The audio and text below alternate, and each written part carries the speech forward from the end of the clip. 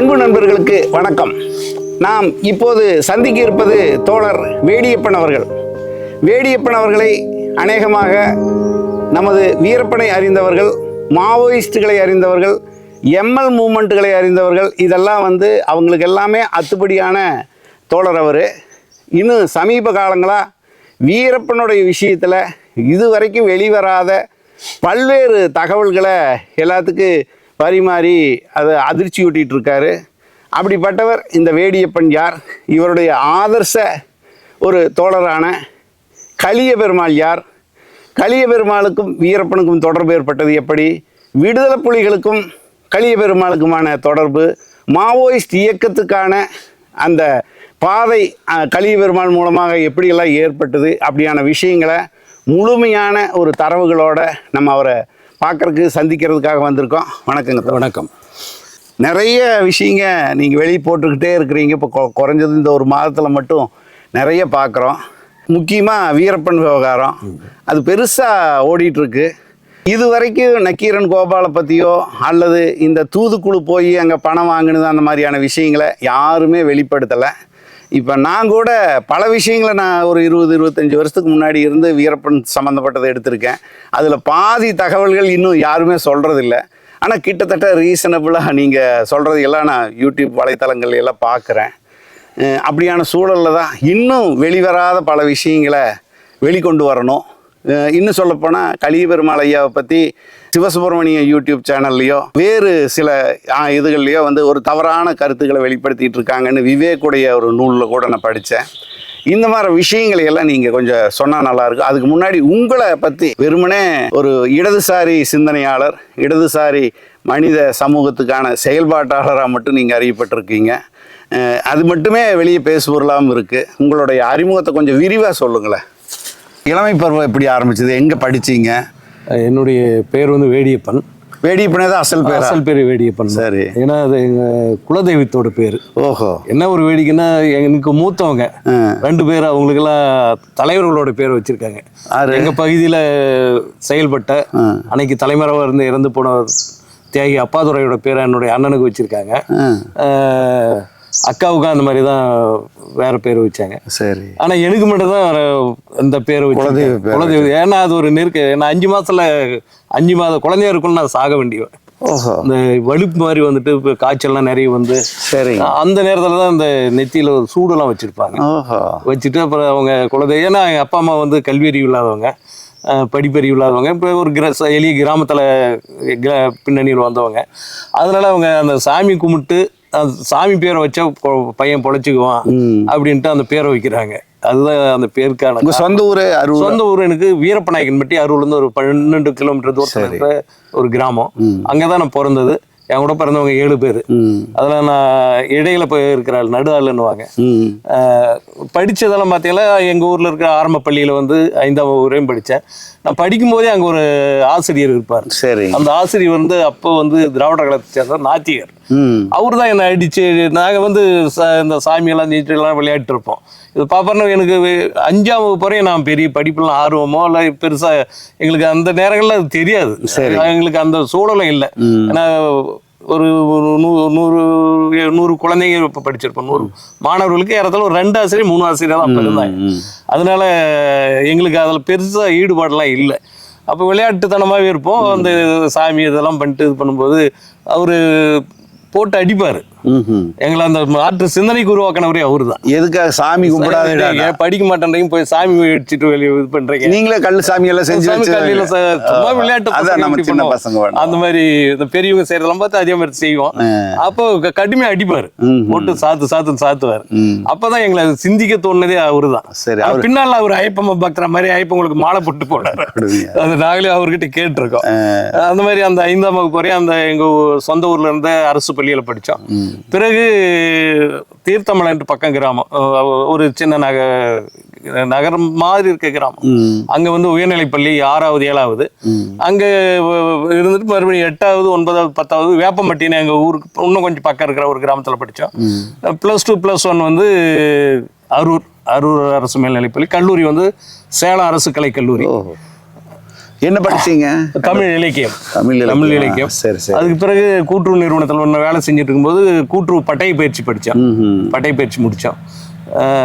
நான் படிக்கும் காலத்திலே வந்து இந்த 78 அந்த 80கள் அந்த காலகட்டங்களில் இந்த பகுதியில் வந்து தோழர் பாலன்ட்டு சொல்லிட்டு நக்சல்வாரி இயக்க தோழர், நீ கூட கேள்விப்பட்டிருப்பீங்க. அவர் வந்து ரொம்ப மக்கள் பிரச்சனையாக தொடர்ச்சியாக போராடினவர். இந்த பகுதியில் ஒரு மக்கள் திரள் அரசியல், நக்சல்வாரி அரசியலில் மக்கள் திரள் அரசியலை முன்னெடுத்தவர். அப்போ அதே அந்த இரவு நேரங்களில் கலை நிகழ்ச்சிகள் நடத்துவாங்க. வந்து தப்பெல்லாம் அடித்து பாட்டு பாடி இதெல்லாம் கலை நிகழ்ச்சி நடத்தி மக்களை வந்து ஈர்ப்பாங்க. ஈர்த்தாங்க வந்து அரசியல் பேசுவாங்க. அப்போ வகுப்பு எடுப்பாங்க. எங்கள் கிராமத்தில் அப்போ இந்திய கம்யூனிஸ்ட் கட்சி இருந்தது. ஆனால் இந்திய கம்யூனிஸ்ட் கட்சிக்குள்ளே இருந்துட்டு சில அங்கே இருந்தவங்க நக்சல்வாரி இயக்கத்தோட தொடர்பு இருந்தாங்க. இவர் பாலன் வந்து அரிக்கன் லைட்டு சிம்னி விளக்கு வச்சுட்டு தான் வகுப்பெல்லாம் எடுப்பார். அப்போ நாங்கள் ட்ரௌசர் போட்டிருக்கிற பசங்களாக இருக்கும்போதே இந்த வாத்தியார் எங்களை அடித்து ஒரு பக்கம் எங்களை செழுமைப்படுத்தினது. இவர் வந்து பேசுகிற அரசியல் ஏதோ ஒரு இது எங்களுக்கு முழுமையாக அப்போ என்னன்னு தெரியாது. ஏன்னா ஒரு உயர்நிலைப்பள்ளி, இப்போ ஆரம்ப பள்ளியில் அந்த 5வது 6வது 7வது அந்த காலகட்டங்கள். அப்போ அது ஒரு பெரிய ஈர்ப்பாக ஆனது எங்களுக்கு.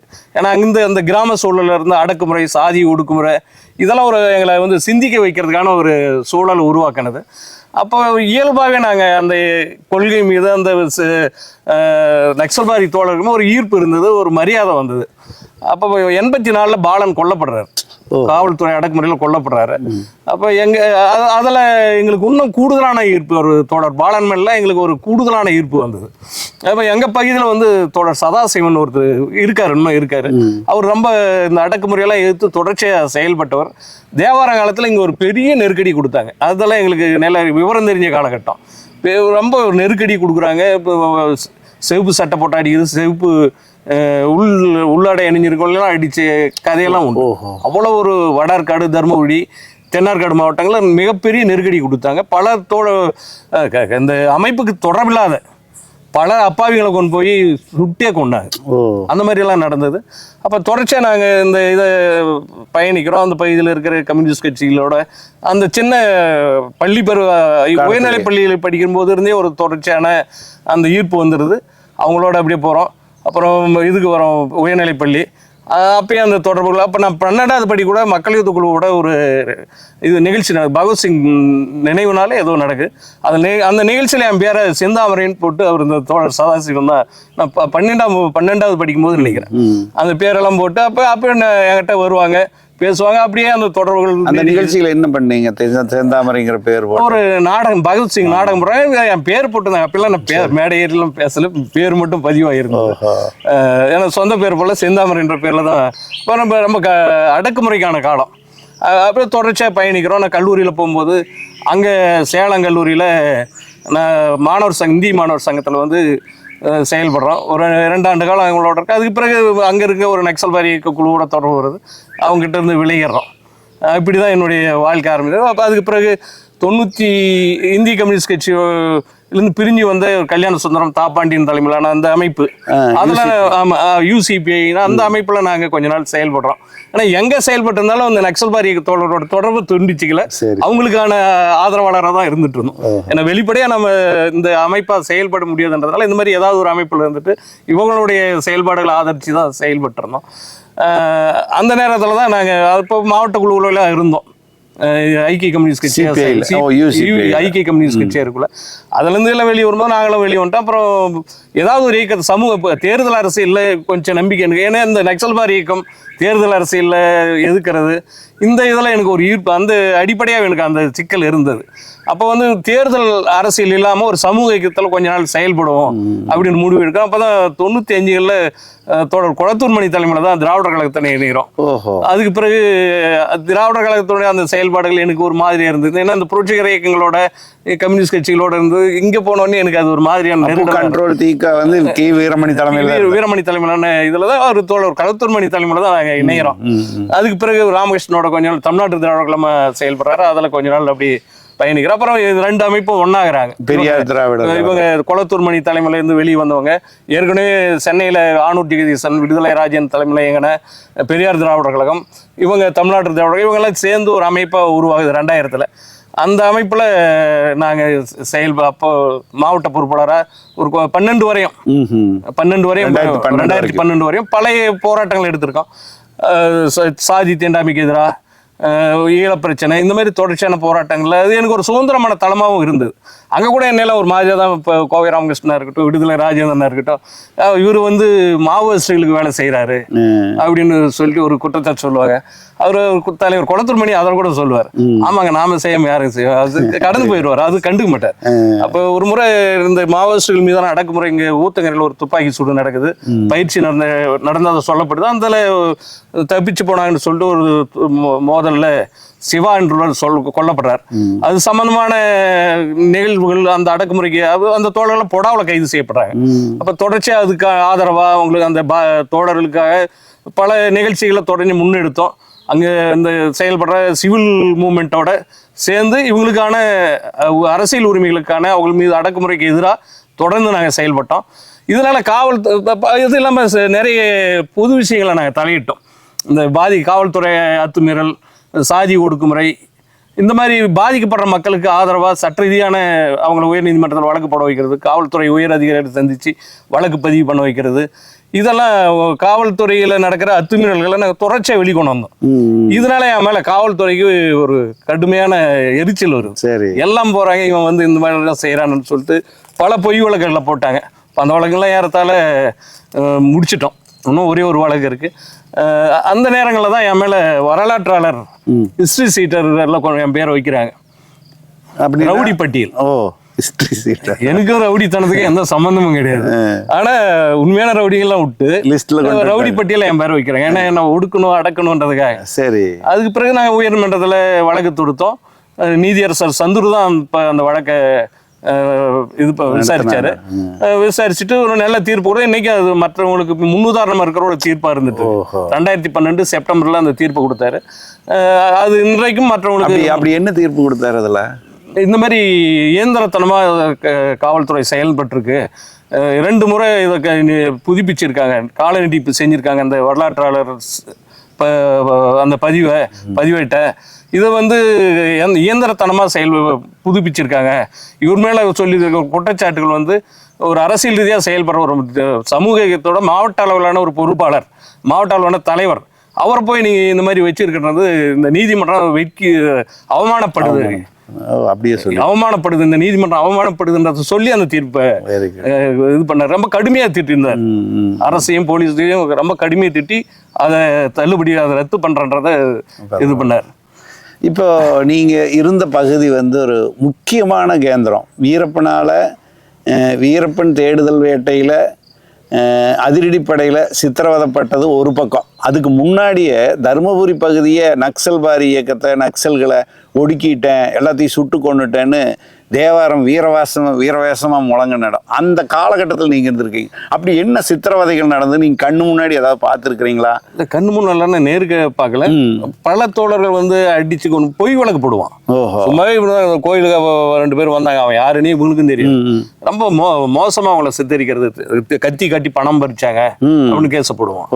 என்எஸ்ஏ போடுறது, பல சும்மாவே ரயிலுக்கு பாலம் வச்சு பாலத்துக்கு குண்டு வச்சாங்கன்னு போடுவான்.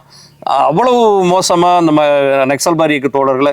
ஏன்னா உண்மையிலே அன்னைக்கு பார்த்தீங்கன்னா தருமபுரி மாவட்டத்தை பொறுத்தவரையும் நக்சலைட்டுகள் தான் வந்து இங்கே அரசு இயந்திரத்தை விட நக்சல்பாரிகள் தான் அடக்குமுறைக்கு ஆளான மக்களை, கந்து வெட்டி கொடுமைக்கு எதிராக, சாதி ஒடுக்குமுறைக்கு எதிராக, நிலப்பிரபுத்துவ ஆதிக்கத்துக்கு எதிராக, இரட்டை கொலை, இந்த மாதிரி போராட்டங்களை இவங்க தான் எடுத்தாங்க. அன்னைக்கு காவல்துறையோ அரசியை பார்த்து இந்த சக்திகள்லாம் பயப்பட்டானோ இல்லையோ, நக்சல்பாரி இயக்கத்தை பார்த்து பயப்பட்டாங்க. ஏன்னா அது வந்து அழித்தொழிப்பு காலம். நக்சல்பாரிகள் வந்து இந்த மாதிரி செய்யறவங்களை வந்து கொன்னுருவாங்க. அந்த பயம் இருந்து நம்ம கொன்னுருவாங்கன்ட்டு. நான் ஆட்சியாளர்களே ஒரு முறை சட்டமன்றத்தில் கூட பாமாணிக்குமோ சொல்றாரு, தருமபுரியில வந்து வாழப்பாடி ராமமூர்த்தி, தருமபுரியில வந்து நக்சலைட்டுகள் ஆட்சி நடக்குது அப்படின்றத சட்டமன்றத்தில் பதிவு பண்றாரு. எம்ஜிஆர் ஆட்சி காலத்துல சட்டமன்றத்தில் பதிவு பண்றாரு. இப்ப அந்த காலகட்டம் உங்களுக்கு என்ன வயசு இருந்திருக்கும்? அப்ப எனக்கு ஒரு 16, 17 அந்த வயது. தேவாரம் வந்து அந்த காலகட்டத்துல எத்தனை வருஷம் இங்க இருந்திருப்பாரு? குறைந்த காலம் தான், ஒரு 2-3 வருடம் இருந்திருப்பாரு. 3 வருடத்துக்குள்ளேயே நான் நெருக்கடி. ஓஹோ, யாரெல்லாம் உனக்கு இதாகுதோ போட்டு அடிக்கிறது, வழக்கு பொய் வழக்குல கைது பண்றது, அந்த நிறைய பேரை கொன்னு இருக்காங்க. அந்த சம்பந்தப்பட்ட குடும்பங்களை பாலன்லாம் ஒரு பொதுக்கூட்டத்துல பேசிட்டு இருக்காரு. சரி, அவர் ஒரு ஜனநாயகபூர்வமான மக்கள் திரள் அரசியலை ஏத்துட்டு தான் வர்றாரு அந்த காலகட்டங்கள். ஆனா ஒரு பொதுக்கூட்ட மேடையில கைது பண்ணி கூட்டு சீரியம்பட்டின்னு மாரண்டலி பக்கம், சரி, அந்த பொதுக்கூட்ட மேடையில இருந்து அவர் கைது பண்ணி கூட்டு வராங்க. வந்துட்டு அடிச்சே கொள்றாங்க. ஓஹோ. இங்க வந்து தர்மபுரி மருத்துவமனையில் அவரை காப்பாத்துறதுக்கான வேலையெல்லாம் செய்யறாங்க. மருத்துவர்கள் உண்மையாவே சிகிச்சை கொடுக்குறாங்க, பொழைச்சிருப்பாரு. ஆனா இங்க இவங்க காப்பாற்றிடுவாங்கன்றதுனால சென்னை கூட்டு போறாங்க. சென்னை மருத்துவமனை கொண்டு போற வழியிலே அடிச்சு கொள்றாங்க. அந்த மாதிரி ரொம்ப மோசமான காவல்துறை எதனை வேண்டுமானாலும் செய்யலான்ற ஒரு சூழல் அந்த காலகட்டம். தேவாரம் உண்மையாக மிருகத்தனம், மனிதாபிமானம் இல்லாதான் நடந்துக்குன்னா ஒரு அதிரடிப்படையில் இருக்கு. வீரப்பன் தேடுதல் வேட்டையாகட்டும், இங்கே தருமபுரியில் இருக்கும்போது இதை ரொம்ப பெரிய நக்சலைட்டுகள்லாம் ஒடிச்சன்ற அளவுக்குலாம் பேசுது. அவ்வளோ ஒரு மோசமான ஈவிரக்கமற்ற ஒரு மனிதன்மையற்ற ஒரு மனிதர் தான் தேவா. இப்போ நீங்கள் அந்த சமயத்தில் வந்து சின்ன பையனாக ஸ்கூல் படிக்கிற பையனாக இருந்திருக்கீங்க. அந்த சமயம் தேவாரத்துடைய அட்ராசிட்டியில் காணாமல் போனவங்க, இறந்தவங்க, இல்ல உடல் கிடைக்காதவங்க, இந்த மாதிரியான பாதிக்கப்பட்ட குடும்பங்களை நீங்க நேர்ல போய் பார்த்து நிறைய இருக்காங்க. இப்போ நிறைய பார்த்து அந்த சம்பவங்கள் 1-2 சொல்ல முடியுமா? நீங்க வந்து பாலன் சொன்ன மாதிரி பாலன் மாதிரி கூட்டத்துல பல நூறுக்கணக்கான மக்கள் முன்னிலையில பொது மேடையில பேசிட்டு இருந்தவர் கைது பண்ணி கூட்டு போறாங்க. அப்படி எத்தனை பேர்த்த ஒழிச்சிருப்பாரு? சுமாரா ஒரு 15-20 பேரா அது கொண்டு. ஓஹோ. சட்டவிரோதமா கூட்டு போய் கொண்டது 15-20 பேர். இப்ப வீரப்பன் மேல உங்களுக்கு ஈடுபாடு வந்தது எப்படி? முதல்ல சந்திக்கிறதுக்கு முன்னாடியே ஈடுபாடு வந்துருச்சா? எப்படி வந்துச்சு? ராஜகுமார் கடத்தல அப்போ அவர் வச்சிருந்த அந்த 10 கோரிக்கைகள் இருக்கு, அது பார்த்தீங்களா ரொம்ப நம்ம ஈர்த்த கோரிக்கைகள். சரி, நீண்ட நாள தமிழ் மக்கள் தமிழ் சமூகம் எதிர்பார்த்திருந்த கோரிக்கை, யாரும் வைக்காத கோரிக்கை. அது தமிழ்நாடு விடுதலை படை தோழர்கள் உள்ள இருந்து அவரை தமிழ் தேசிய அரசியல் வயப்படுத்தி ஒரு மக்களுக்கான அரசியல்வாதியாக அவரை அரசியலை அவருக்கு கற்பித்து அந்த பாதையில் அவர் அந்த கோரிக்கைகள் வைக்கக்கூட தான் நம்ம அவர் மேலே ஒரு பெரிய மரியாதையை வந்தது. அது என்னென்ன கோரிக்கைகள் வச்சார்? அந்த 10 கோரிக்கையில் நீங்கள் ரொம்ப ஈர்த்த விஷயங்கள் என்னென்ன? அதாவது இந்த கர்நாடகா 91ல் கர்நாடகத்தில் காவிரி நீர் பிரச்சனையை ஒட்டி அங்கே இருந்த அந்த தமிழ் மக்கள் அடித்து நிறைய பேரை கொண்டு இருக்கான். அங்கே ஒரே உள்நாட்டுக்குள்ளார அகதிகளாக அந்த தமிழ் மக்கள் பல கொடுமைகளை அனுபவிச்சு இங்க வந்தாங்கல்ல, அப்ப அந்த மக்களுக்கு வந்து நிவாரணம் கொடுக்கணும் அது சொல்றாரு. இது கர்நாடகாவில் வந்து 2வது மொழியா தமிழை கொண்டு வரணும், இந்த மாதிரி திருவள்ளுவர் சிலையை திறக்கணும், அந்த கோலார் தங்க வயலில் அந்த பகுதியில் நடந்த ஒடுக்கப்பட்ட மக்கள் மீதான தாக்குதல், அதில் பாதிக்கப்பட்ட மக்களுக்கு வந்து நிவாரணம் கொடுக்கணும், காவிரி நீரை உடனே திறக்கணும், அந்த 205 டிஎம்சி தண்ணியே உடனே அந்த மாதத்துக்கு தண்ணியான 107 டிஎம்சி வந்து அப்பயே உடனே திறக்கணுன்ற அந்த கோரிக்கைகள். அதை வாச்சாத்தி பழங்குடி பெண்கள் மீதான வன்கொடுமைக்கு பாதிக்கப்பட்ட மக்களுக்கு அவர் கோரிக்கையா தான் வைக்கிறார். கோரிக்கை வைக்கிறார். சரி, இப்ப இந்த மாதிரி தொடர்ச்சியா அவர் அந்த கோரிக்கைகள் வந்து நம்மள வந்து அவர் மேல ஒரு பெரிய மரியாதை வர அளவுக்கு இருந்தது. ஆனா ராஜ்குமார் கடத்தலுக்கு முன்னாடி நீங்க வீரப்பனை நினைச்சு பார்த்தது இல்லையா? பெருசா நம்ம அப்ப அவர் மேல அந்த ஈடுபாடு நமக்கு இல்லை. அதுக்கு முன்ன அந்த அதிரடிப்படை அட்டூழியங்கள் இருக்குங்களா, அட்ராசிட்டி, அதுக்கு எதிராக நான் மனித உரிமை கூட்டங்கள்ல நான் புலவர் கலிபெருமல் நாங்களாம் கூட கலந்துருக்கோம்.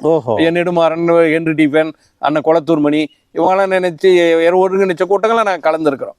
அப்போ குளத்தூர் மணி கூட உங்களுக்கு நெருக்கமா இருந்ததுனால அப்ப விடுதலை புலிகளுக்கு இங்க பயிற்சி நடந்த போதெல்லாம் நீங்க இருந்திருப்பீங்க. அப்ப நாங்க அப்ப இல்லைங்க, அவரோட தொடர்பு அந்த தொடர்பு புலிகளுக்கு பயிற்சி நடக்கும்போது நாங்க அவர் இல்ல. ஆனா புலிகள் மீதான ஈர்ப்பு இருந்தது, ஈர்ப்பு இருந்தது. ஓஹோ, சரி. அப்ப வீரப்பனை வந்து இந்த ராஜ்குமார் கடத்தலுக்கு பின்னாடி சந்திக்கணும்னு ஆர்வப்பட்டது எப்படி? இல்ல, நான் சந்திக்கணும்னால எனக்கு நினைச்சதே இல்லை. சரி, சந்திப்புன்ற அந்த இது எனக்கு எப்பயுமே வந்ததில்லை. சந்திப்புன்றதெல்லாம் நான் நினைச்சு கூட பார்க்கல. சரி, நான் நினைச்சு பார்க்காத ஒரு சம்பவம் அது. ஓஹோ, ஒரு விபத்துன்னு தான் சொல்லணும். இப்போ நீங்க இதை வந்து இந்த வீரப்பனுடைய கோரிக்கைகளை ரொம்ப இம்ப்ரெஸ் ஆகி அது மேல ஒரு பற்று வச்சு இருக்கிறீங்க. இந்த நேரத்துல வீரப்பன் சந்திப்பு உங்களுக்கு எப்படி நடந்தது? 2004 2004 தான் நான் சந்திக்கிறேன். அப்போ ராஜ்குமார் கடத்தலுக்கு பிறகுதான். ஓஹோ, ராஜ்குமார் இறக்குறதுக்கு கொஞ்சம் முன்னாடி. இறக்குறதுக்கு அவர் இறக்குறதுக்கு 2 மாசம் வரையும் தொடர்புல இருக்கும். 6 மாசம் இறக்குறதுக்கு முன்னாடி ஒரு 6 மாசம் தொடர்புல இருக்கும். 6 மாசம் தொடர்ந்து எத்தனை தடவை சந்திச்சிருப்போம்? 4 முறை சந்திச்சிருக்கேங்க. 4 முறைன்னா எத்தனை நாள் இருந்திருப்பீங்க அவர் கூட? ஒரு நாள் தான், முழு நாள் இருந்திருக்கேன். இரவு பகல்ன்றது ஒரு நாள் தான். மற்ற நாள்லாம் பார்த்தீங்கன்னா வெளியே வந்துருவார். சரி. வனத்தை ஒட்டி பக்கமா வந்துருவார். பார்டர்ல இருப்பார். ஒரு பர்லாங் 2 பர்லாங் தூரத்துல தான், அதிகபட்சம் ஒரு 2 கிலோமீட்டர். சரி. அதுக்குள்ளதான் அவரு வந்து எங்களை சந்திச்சுட்டு போவார். அப்படியா? நாங்க சந்திச்சுன்னு சொல்றதை விட வீரப்பனார் வந்து எங்களை சந்திச்சு. சரி, உங்களை சந்திக்கிறதுக்கு வீரப்பனுக்கு எப்படி தோணுச்சு, எப்படி அதை இதாச்சு ஃபர்ஸ்ட்? அது ஏற்கனவே ஒரு இந்த ராஜ்குமார் கடத்தலுக்கு பிறகுங்க, அப்போ வந்து இந்த தமிழ்நாடு விடுதலை படை தோழர்கள், மீட்சி படை தோழர்கள் உள்ள நிக்க முடியல, வெளியே வராங்க, அங்கங்க கைதாயிடுறாங்க. இவருடைய எண்ணிக்கை ஆட்கள் குறைஞ்சிருது. அதுக்கு பிறகுதான் சுபை இளவரசன் குழுவை சார்ந்த கொஞ்சம் பேர் போறாங்க. அவங்கள வச்சுதான் நாகப்பா கடத்தல் நடக்குது. அப்ப நாகப்பா கடத்தல்ல நாகப்பாவை அதிரடி படை தான் சுட்டு கொள்றாங்க. சுட்டு கொண்டுட்டு அந்த பழி வீரப்ப மேல போட்டுறாங்க. ஆனா இவரு இந்த காக்கி உடையெல்லாம் அவங்க அந்த பச்சை கலர் சீருடை இருக்கு இல்லைங்களா, வீரப்பன் குழு போடுறது, அந்த உடையெல்லாம் போட்டுட்டு ஒரு ஆத்துல டீ வச்சு சாப்பிட்டு இருக்காங்க. இவரு நாகப்பா மங்கி குள்ளாலாம் போட்டிருக்காரு. சரி. அப்ப இவங்க டீ சாப்பிட்டு இருக்கும்போது மேல இருந்து தடதடன்னு ஒரு சத்தம் வருது. சரி. இது ஒரு கல்லு இதாகுது. திரும்பி பார்த்தா போலீஸ் ரவுண்ட் அப் பண்றாங்க. அப்ப இவரு வீரப்பனார் என்ன பண்றாரு, நாகப்பா கிட்ட நீங்க பெரியவரை போலீஸ் சுத்தி வளைச்சிட்டாங்க, வந்துருங்க போயிடலாம் அப்படின்னு கூப்பிடுறாரு. இவரு என்ன பண்றாரு, போலீஸ் வந்துருச்சு எப்படியும் நம்மளை காப்பாத்தி கூட்டி போயிடுவாங்கன்ட்டு இவரு நாகப்பா உட்காந்துருக்காரு. சரி. உடனே இவரு என்ன பண்றாரு, இவரை கூப்பிட்டு பாக்குறாரு, இவர் வரல. அப்புறம் இதுக்கு மேல நாம நின்று நம்மளே இதாயிடும், சிக்கலாயிடும்ன்றதுனால இவங்க வீரப்பன் குழுவை சார்ந்தவங்க எல்லாம் போயிடுறாங்க. தப்பிச்சு போன உடனே இவரு என்ன பண்றாரு, எப்படி போலீஸ் இவரு அந்த சீருடையில இருந்தாரு, வீரப்பங்குழு சீருடைய மங்கிக்குள்ளாரமா அடையாளம் தெரியல, வீரப்பங்கு டீம் கேங் ஆள் தான் சொல்லிட்டு ஃபயர் பண்ணிடுறாங்க. அப்ப இவரு தப்பிச்சு போனோடனே அந்த ஃபயர் சத்தம் கேக்குது. இவரு போயிட்டு 2 நாள் எதுவும் செய்தி அவருக்கு தெரியல. அப்புறம் அவரே தான் சொல்லி விடுறாரு வெளியே, இந்த மாதிரி அந்த இடத்துல பெரியவர் இருந்தாரு, நாங்க தப்பிச்சு வந்துட்டோம், போலீஸ் சுத்தி வளைச்சிட்டாங்க, ஒரு துப்பாக்கி சத்தம் ஈடு சத்தம் கேட்டது, அது என்னன்னு பாருங்க, பெரியவர் தொடர்பு என்னன்னு தெரியல, தகவல் இல்லை, என்னன்னு பாருங்க அந்த இடத்துலன்ட்டு வீரப்பன் தான் சொல்லி விடுறேன். ஆனா சுட்டு கொன்ன காவல்துறை வீரப்பன் மேல வழக்கு போடுறாங்க. நாகப்பாவை சுட்டது வீரப்பன் தான் சொல்லி திசை திருப்பி வழக்கு போட்டு அப்படியே இது பண்றாங்க. இவங்க வந்து வெளியே சொல்லலை, வீரப்பன் சுட்டாருன்னா சொல்லியிருக்கலாம், கண்டிப்பா அதை கூட சொல்லலை. அந்த நேர்மை கூட அந்த காவல்துறை அதிகாரிகளுக்கு அன்னைக்கு இருந்தவங்களுக்கு இல்லை. அது மாதிரி வீரப்பன் மனிதமே இல்லாத மனிதன் சொல்ற அந்த வீரப்பனார் தான் இறக்கப்பட்டு சொல்றாரு, இந்த இடத்துல அந்த பெரியவர் இருந்தாரு, என்ன ஆச்சுன்னு பாருங்க, வெடி சத்தம் கேட்டது அப்படின்னு அவரு தான் சொல்லி விடுறாரு. அதுக்கு பிறகுதான் இந்த பொன்னாச்சி மகாதேவன் அவங்க எல்லாம் போயிட்டு பார்த்து அவரு உடலை கண்டுபிடிக்கிறாங்க. அது கூட காவல்துறை வந்து பெருசா எந்த இது ஆர்வம் காட்டிக்கல, அவர் உடலை எடுக்கிறதுல கூட ஆர்வம் காட்டிக்கல. அந்த மோசமா சித்தரிக்கப்பட்ட வீரப்பன் கிட்ட தான் மனிதாபிமானம் இருக்கு. காவல்துறை ஆட்கள் இவங்க மக்களுக்காக நிற்கிறன்ற இந்த படைக்கிட்ட இல்லை. இப்போ அவர்கிட்ட இருந்த மனிதாபிமானத்தை பற்றி பேசும்போது எனக்கு நான் பத்திரிக்கையாளர் நான் பார்த்த அளவில் வந்து ராஜ்குமார் கடத்தப்பட்ட பின்னாடி ஒரு குறிப்பிட்ட தொகை கர்நாடகா தமிழ்நாடு அரசு 2 சேர்ந்து வெளியே கலெக்ஷன் பண்ணி கொடுத்த தொகை ஒரு 10 கோடி ரூபா முதல்ல போச்சு. அதில் ஒரு பகுதி பணத்தை வந்து கொண்டுட்டு போனவரே எடுத்துட்டாரு. திரும்ப 10 கோடி ரூபா பணம் போச்சு. திரும்ப அதிலிருந்து ஒரு 4 கோடி ரூபாய் அவர் அடிச்சிட்டாரு. இது பின்னாடி வீரப்பனுக்கு தெரிஞ்சிருச்சு. அதனால அந்த தூதுக்குழு வந்ததுன்னா நான் கண்டிப்பாக சுட்டு போடுவேன்னு சொல்லியிருந்திருக்காரு. அதுக்கப்புறம் தான் நெடுமாறன் ஐயா போகிறாரு அப்படிங்கிற ஒரு தகவல். அந்த 10 கோடி திரும்ப கொடுக்கும்போது அந்த 30 கோடி மொத்தம், அதில் அந்த 10 கோடி கடைசி 10 கோடி கொடுக்கும்போது எவ்வளோ வேணா ஐயா நீங்கள் எடுத்துக்குங்க, உங்களோட இயக்கத்துக்கு உங்களை பற்றி மரியாதை எனக்கு இருக்குதுன்னு சொன்னபோது ஒரு பைசா கூட தொட மாட்டேன், நீ என்ன கோரிக்கை வச்சு அதுக்காக வச்சுக்கன்னு சொல்லி கொடுத்துட்டு வந்ததா ஒரு வக்கீல் மூலமாக அப்போது கேள்விப்பட்டேன். அப்போது இந்த விஷயத்தை கிட்டத்தட்ட நீங்கள் பல சேனல்களில் பேசுன மாதிரியே எனக்கு தோணுச்சு. அதில் என்னதான் நடந்தது? அதில் இல்லை, இவர் முதல்ல பார்த்தீங்களா, ஒரு வீரப்பனை வந்து ஏதோ இவர் சொன்னாதான் வீரப்பன் கேட்பார், அப்படி ஒரு தோற்றத்தை பொது வெளியில் உருவாக்கிட்டார். இப்போ நக்கீரன் பத்திரிகை, நக்கீரன் ஆசிரியர் கோபால். ஆனால் உண்மை அது இல்லை. முதல்ல அவர் வந்து நக்கீரனுக்கு தான் நான் பேட்டி கொடுப்பேன், நக்கீரன் பத்திரிக்கை பார்க்கணும், கோபாலை பார்க்கணுன்றலாம் அவர் எந்த இடத்துலையும் சொல்லலை. இல்லை, அவர் பிபிசி பார்க்கணும்னு தான், பிபிசி பார்க்கறதுக்கு தான் அவர் முயற்சி பண்ணுறாரு. அதுக்கான தொடர்பு கிடைக்கிறதுல அந்த நேரங்களில் சிவசுப்ரமணியம் வந்து இவர் வீரப்பனை பார்க்கணுன்ற முயற்சியில் இறங்குறாரு. அது கொளத்தூர் மணி. அப்போ ஒரு நக்கீரன் நிருபர் கிடையாது, நக்கீரன் நிறுவனத்தில் ஒரு ஊழியர் கிடையாது, அவர் ஃப்ரீலான்ஸா அப்போ இருக்காரு, சுதந்திர பத்திரிகையாளர். மற்ற பத்திரிகையிலேருந்து சில கிரைம் நியூஸ் அப்படி எல்லா பத்திரிகை கொடுக்குறவரா நியூஸ் எடுப்பார், சில பத்திரிகைகளுக்கு கொடுத்துட்டு இருக்காரு. அந்த அடிப்படையில் தான் அவர் இருக்காரு. இந்த அப்போ வீரப்பன் விஷயம் வந்து வேகமாக போயிட்டு இருக்கு. வீரப்பனை பார்த்துருமா அது என்னதான்றதை இவர் முடிவு பண்ணுறாரு. ஏன்னா இவர் நேரடியாக போக முடியாது, அந்த பகுதி மக்களுக்கு இவருக்கு தொடர்பு கிடையாது. அப்போ வந்து கொளத்தூர் மணியை சந்திச்சுட்டு அவர் ஏற்கனவே திராவிட கழகத்துல இருந்தவர், அதனால கொளத்தூர் மணி அண்ணனுக்கு கொஞ்சம் நெருக்கம் சிவசுப்பிரமணியம். அப்போ போய் சொல்றாரு, அண்ணா இந்த மாதிரி நான் வீரப்பனை சந்திக்கணும் அப்படின்னு கேட்குறாரு. சரி சந்திக்கலாம், ஒன்றும் பிரச்சனை இல்லை, ஆனால் நீங்கள் ஒரு வருஷம் ஜெயிலில் இருக்க வேண்டியிருக்கோம், பரவாயில்லையா அப்படின்றார். இப்போ அப்புறம் நானும் வர வேண்டியிருக்கோம் அப்படின்றாரு. சரி ஒன்றும் பிரச்சனை இல்லை, நான் பார்க்குறேண்ணா அப்படின்றது இவரும் ஒன்றும் மறுக்கிறதில்ல. இந்த இதில் தான் இப்போ பொன்னான்னு நினைக்கிறேன், அந்த தண்டாவை சேர்ந்த ஒரு தண்டா பொண்ணா அவர் வழியாக தான் தகவல் இவர் சொல்லி விட்றாரு. அவர் வீரப்பன்கிட்ட தகவல் வருது. ஏன்னா அவர் ஏன்னா பிபிசி அல்லது ஒரு பெரிய பத்திரிகை சந்திச்சு ஸோ இவர் மேலே ஒரு தவறான கட்டமைப்பு, தோற்றத்தை காவல்துறை ஊடகங்கள் எல்லாமே வெளியே சொல்லிட்டு ஒரு பொய் பிம்பத்தை உருவாக்கியிருந்தாங்க. அதை நம்ம தரப்பு நியாயத்தை நம்ம ஊடகங்கள் பத்திரிகை வழியாக சொல்லணும். அவர் அந்த முயற்சியில் தான் அவர் சொல்றாரு. முதல்ல நம்ம மேல இருக்கிற அந்த பொய்யான கட்டமைப்போ உடைக்கணும் அப்படின்ற இதில் தான் செய்யறாரு. அப்போ இந்த தகவல் போகுது, இந்த மாதிரி ஒரு பத்திரிகையாளர் உங்களை சந்திக்க போறாரு, மணியண்ணன் சொல்லியிருக்காரு அப்படின்னு. சரி வர சொல்லுங்கன்னா அப்பதான் மணியனுக்கு தகவல் வர்றாரு. இவரு தான் போறாரு, அந்த பொன்னான் அவங்கெல்லாம் தான் போறாங்க. போயிட்டு எல்லாம் பார்த்துட்டு முதல்ல படமெல்லாம் எடுத்துட்டு வர்றாரு. 2-3 நாளே தங்கியிருக்காரு. அந்த அளவில் தான் இவர் போறாரு, தவிர எந்த பத்திரிகை குறிப்பிட்டாலும் சொல்லலை. இதை இவர் பயன்படுத்திக்கிறார். அவர் வந்து அப்போ காமராஜுக்கு தகவல் சொல்கிறாரு. அப்போ நக்கீரனில் காமராஜ் இருக்கார். அவர்கிட்ட சொல்லக்குள்ள சரி எடுத்துகிட்டு வாங்கினாரு. எடுத்துகிட்டு வந்த பிறகு படமெல்லாம் கொடுக்குறாரு. இவர் எடுத்துகிட்டு வந்து 2வது நாள் 3வது நாள் இவங்க உள்ளே இருக்கும்போதே வந்து அவசரமாக இவங்களை கிளம்ப சொல்கிறாங்க. 92ல் இவங்களை கிளம்ப சொல்லும்போது அடுத்த நாள் பார்த்தா பாலாறு வெடிகுண்டு 22 பேர் இறந்து போகிறாங்க. அந்த இக்கட்டான சூழ்நிலையில் படத்தை எப்படி நக்கீரனில் பிரசுரிக்கிறது இவங்களுக்கு ஒரு சிக்கல் இருந்தது. ஒரு வாரத்தில் இந்த சம்பவம் நடந்து 22 பேர் அதில் இறக்குறாங்க. அதுக்கு பிறகு தான் இந்த படம் வெளியே வருது. அப்போ கூட அவங்க மக்கள் நம்பலன்ற மாதிரி அவர் கோபாலி சொல்லுவார். அவங்களும் மேச வச்சுக்கேன், நானும் மேச வச்சுக்கிறேன், இவங்க ஆஃபீஸில் இருக்கேன்னு அவங்க நிறைய பேர் மேச வச்சுருப்பாங்க. அதனால் இவங்க ஆஃபீஸில் இருக்க யாரையும் வச்சு இவர் படம் எடுத்து போட்டு இது பொய்யா சொல்கிறாருன்ற மாதிரி சொல்கிறாங்க அப்படின்றதெல்லாம் சொல்லுவார் அவர். ஆனால் இவர் எந்த நேரத்துலையும் கோபாலை பார்க்கணும் இல்லை நக்கீரனை தான் பார்க்கணுன்றதெல்லாம் அவர் எனக்கு எங்கேயும் சொன்னதாக தகவல் இல்லை. அது வாழும் சாட்சியாக அண்ணன் கொளத்தூர் மணி இருக்கார். அந்த மாதிரி தான் இவர் போகிறாரு. பிறகு அந்த சிதம்பரம் ரேஞ்சர் கொலை, அந்த சிதம்பரநாதன் கடத்தல் அதெல்லாம் கூட இவர் சிவசுப்ரமணியம் தான் போகிறார்.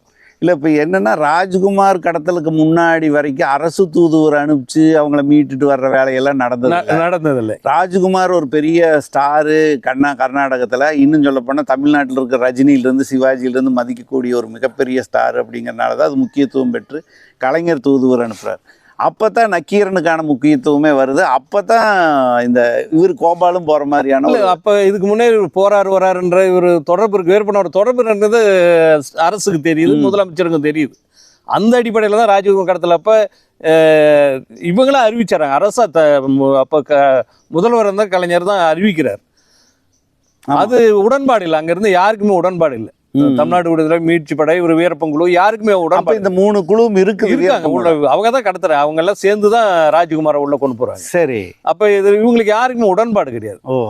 அதுல குறிப்பா கோபால் மேல அவங்களுக்கு மரியாதை கிடையாது. சரி சரி. வீரப்பனாருமே அதை மறுக்கிறார், வேண்டாம் வர வேணாம் அப்படின்றதா சொல்றாரு அவரு. ஓஹோ.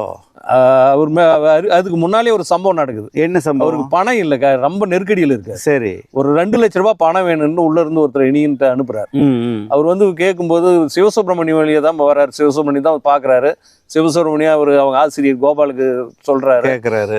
2 லட்ச ரூபான்றது அதுக்கு முன்னே ஒரு பல கோடி பார்த்துட்டாரு. வீரப்பனை வச்சு பல கோடி பார்த்தாரு. சரி சரி. 2 லட்ச ரூபான்றது ஒரு பெரிய தொகை கிடையாது. அன்னைக்கு கோபாலுக்கோ நக்கீரனுக்கோ ஒரு பெரிய தொகை கிடையாது, கொடுத்துருக்கலாம். மலிப்பிட்டாரு. இப்போ பணம் எதுவும் இல்லை எதுவும் சொல்லி மலிப்பிட்டாரு. அது அவருக்கு போகுது. நம்மளை வச்சு இவ்வளோ பண்ணிட்டு இப்போ 2 லட்ச ரூபாய் கடனாக தான் கேட்டோம், அதை கூட கொடுக்க மாட்டேன் அந்த ஆளுன்னு சொல்லிட்டு அவருக்கு கடுப்பாயிடுறாரு. அதுக்கு பிறகுதான் இந்த ராஜ்குமார் இந்த சம்பவம் நடந்து ராஜ்குமார் கடத்தலுக்கு 1 மாதத்துக்கு முன்னால 2 லட்சம் கேட்கறது. அந்த சூழலில் தான் இவர் கலைஞர் வந்து ராஜ்குமார் கடத்தல் இவர் தூதுவரண்டு போவார் அப்படின்னு அறிவிச்சிடுறாரு. இவர் வீரப்பனுக்கு துளியும் அதில் உடன்பாடு கிடையாது. இவர் வரதை அவர் சந்திக்கிறதே விரும்பல. இது என்கிட்ட அவரே இப்போ சொல்லியிருக்கார். இப்போ இது என்ன வேடிக்கைன்னா, ஒருவேளை கோபால் அன்னைக்கு 2 லட்சம் கொடுத்துருந்தா ராஜ்குமார் கடத்தல் கூட பண்ணியிருக்க மாட்டார் அவர். ஒருவேளை அப்படி கூட அப்படி கூட இருந்திருக்கலாம். அப்படி ஏன்னா அவரோட பணத்தை ஒரு ராஜ்குமார் கடத்தல்ன்றது நம்ம இப்படி பார்க்க கூடாது. பணத்துக்காக மட்டும், பணத்துக்காக இல்ல, ஆனா ரொம்ப நாள் பிளான், ரொம்ப நாளா. ஏன்னா அந்த அன்னைக்கு இந்த 91 காவிரி நீர் பிரச்சனைல இந்த தமிழ் மக்கள் பாதிக்கப்பட்ட இது இருக்கு பாரு. ஆமாங்க. ஏன்னா அந்த வழியா தான் வராங்க தமிழ் மக்கள்லாம், குழந்தை குட்டி மூட்டை முடிச்சோட சத்தியமங்கலம் காட்டு வழி தான் வராங்க. அந்த மைசூர், கொல்லேகால் அந்த பக்கம் இருக்க அந்த சாம்ராஜ் நகர் அந்த பக்கம் இருக்கிற அந்த தமிழர் புறம் இந்த வழியை இவர் கடந்து வரும்போது இவர் சந்திக்கிறார், பேசுறாரு. அவங்களுக்கெல்லாம் உணவெல்லாம் ஏற்பாடு பண்ணி கொடுத்துருக்காரு. பல இதை சொல்லி அவங்க அந்த கொடுமைகளை பத்தி எல்லாம் கேள்விப்படுறாரு. அப்பயே ஒரு மனசுல பற்றுது, ராஜ்குமாருக்கு பாடம் கற்பிக்கணும். உள்நாட்டு அகதிகளாக தான் வராங்க. ராஜ்குமாருக்கு இவங்க அங்க நடந்த அட்டூழியங்கள்லாம் கேட்டோடனே, அத்துமீறல்லாம் கேட்டோடனே ஒரு கடுமையான கோபம் வருது ராஜ்குமார் மேல. அது என்ன பாத்தீங்களா, அவருடைய சம்பந்தி தான் பங்காரப்பா, காங்கிரஸ் முதலமைச்சராக இருந்தார்களா ஒரு சம்பந்தி. அப்ப இவங்களுக்கு நாம கர்நாடகத்துக்கு ஒரு பாடம் சொல்லணுன்ற முடிவுக்கு வந்தாரு. அப்பதான் ஒரு மனசுல உருவானது. அது பணத்துக்காக என்ன அவர் கடத்தி வெளியே கூட்டி வரும்போது கேட்டிருக்காரு ராஜ்குமார், உங்களுக்கு எத்தனை கோட்டி வேணும்னாலும் இங்கே கொடுக்குறாங்க, தெரியும் உங்களுக்கு கோட்டின்னா கோட்டின்னு தான் சொல்லுவாங்க கர்நாடகத்துல, எத்தனை கோட்டி வேணாலும் நான் கொடுக்குறேன் என்ன விட்டுருங்க அப்படின்னு கேட்டிருக்காரு. பணம்னா அங்கேயே வாங்கிட்டு அவர் விட்டு வந்திருக்கலாம். இப்போ உங்களுக்கு இந்த விஷயங்க பூராமே ஒரு 4 தடவை வந்து வீரப்பனை சந்திக்கும் போது அவர் உங்க கூட உரையாடுனது தெரிஞ்சுக்கிட்ட விஷயம். அவரு நிறைய விஷயங்கள் பேசுவார். போனோம்னா உட்காந்தோம்னா அவர் எதை பத்தியும் பழைய கதையை பூரா பேசுவார். அப்படியா? அவர் பிடிச்சிட்டு போயிட்டா ரொம்ப இயல்பா ஒரு குழந்தை மாதிரி ஆயிடுவார். ஒரு குழந்தை மாதிரி ஆயிட்டு கதையை பேசிட்டே இருப்பார். பழைய அவர் வாழ்க்கையில குழந்தையில இருந்து நடந்த சம்பவங்கள்லாம் சொல்லுவார். எப்படி காட்டுக்கு வந்தோம், என்னென்ன நடந்தது எல்லாமே சொல்லுவார். இவ்வளவுலையும் நாங்க அவர் கோவப்பட்டதுன்றது கோபாலோட பேரை சொல்லக்குள்ள மட்டும்தான். ஓஹோ, கோபால் பேர் சொன்னீங்க எப்படி? அவரே ஏதோ பேசிட்டு போது கோபால் பேர் வந்த கடத்தல் இந்த இதுங்கெல்லாம் கோபால் பேர் வரும்போது தான் கோவப்பட்டார். சரி, கெட்ட வார்த்தையில வெளியே சொல்ல முடியாது, அந்த மாதிரி வார்த்தையில சொல்லி வந்தான கொன்னுருவோம் அப்படின்னு தான் சொன்னார். ஆனா இவரெல்லாம் அவங்க விரும்பல, அந்த தூதுக்குள்ளே இவர் விரும்பல, அறிவிச்சிடறாரு. அப்புறம் அவங்களுக்குள்ளே பேசுறாங்க. அப்புறம் தோழர் மாறன் தான் அவரை சமாதானப்படுத்துறாரு. ஓஹோ, எல்லாமே இருக்காங்க. இப்ப மாறன், பாலப்பாக முருகேசன் எல்லாமே இருக்காங்க. அந்த மாறன் அப்ப கூட இருக்காரு. மாறன் தான் அப்ப பத்திரிகைகள் மாஸ்டர் பிரைன் மாறன் எழுதுவாங்க. அது இவரு தான் எழுதுனது, போட்டு கொடுத்ததே இவரு தான். நம்ம புலனாய்வு புலி கோபால் தான். ஓஹோ, மாறனை போட்டு கொடுத்தே அவரு தான். எங்க குமுதத்துல தான் அது வந்தது, master brain Maran, master brain Maran எழுதுனாங்க. அதுக்கப்புறம் எல்லா பத்திரிகையும் மாஸ்டர் பிரைன் மாதன், அப்படி ஒன்றும் மாஸ்டர் பிரைனா அவரை என்னால் யோசிக்க முடியல.